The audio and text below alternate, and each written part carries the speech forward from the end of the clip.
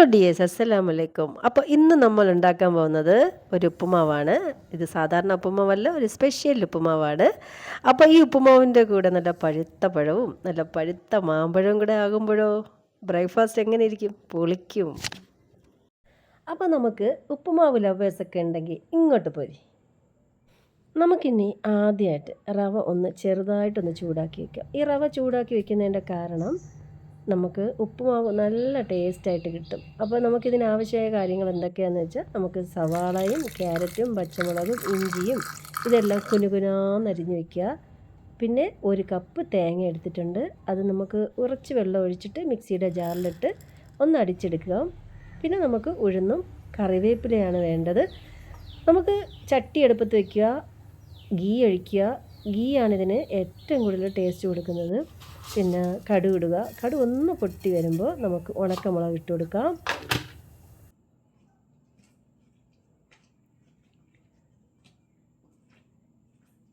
ഇനി നമുക്ക് അരിഞ്ഞു വെച്ചിരിക്കുന്ന നമ്മുടെ ക്യാരറ്റും പച്ചമുളകും സവാളയും ഇഞ്ചിയും എല്ലാം കൂടി ഇട്ട് നമുക്കൊന്ന് വഴറ്റിയെടുക്കാം. ഞാനിപ്പോൾ ഉഴുന്നിടാൻ മറന്നുപോയതാണ്.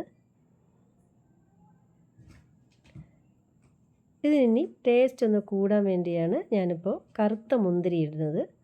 ആ ഉപ്പുമാവൊന്ന് കഴിക്കുമ്പോൾ നമുക്ക് ചവയ്ക്കാം. ഈ കറുത്ത മുന്തിരി ഒന്ന് കടിക്കാൻ കിട്ടുമ്പോൾ നല്ലൊരു ടേസ്റ്റായിട്ട് തോന്നിയിട്ടുണ്ട്. ഇതിനിടയിൽ ഉപ്പിടാൻ മറക്കരുത് കേട്ടോ. ഉപ്പാണ് നമ്മുടെ സ്നേഹം. അപ്പോൾ അത്യാവശ്യം നമുക്ക് ഇതൊന്ന് വാടി കിട്ടിയാൽ മതി.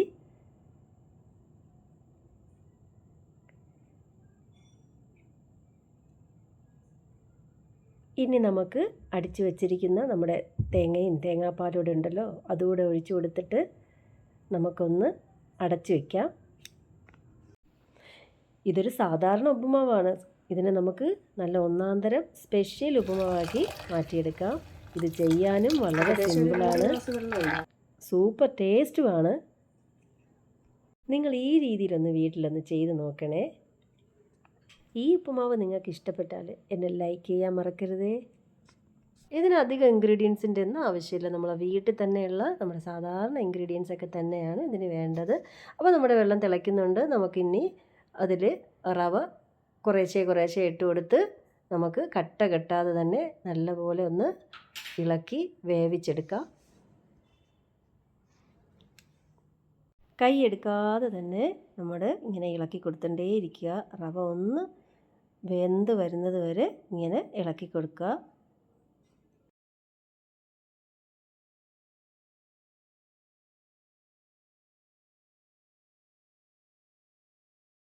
ചിലർക്കെല്ലാം ഈ ഉപ്പുമാവെന്ന് പറയുമ്പോൾ പൊടിഞ്ഞു വരുന്ന രീതിയിൽ ഡ്രൈ ആയിട്ടിരിക്കണം. എനിക്ക് നല്ല സോഫ്റ്റ് ആയിട്ടാണ് ഇഷ്ടം.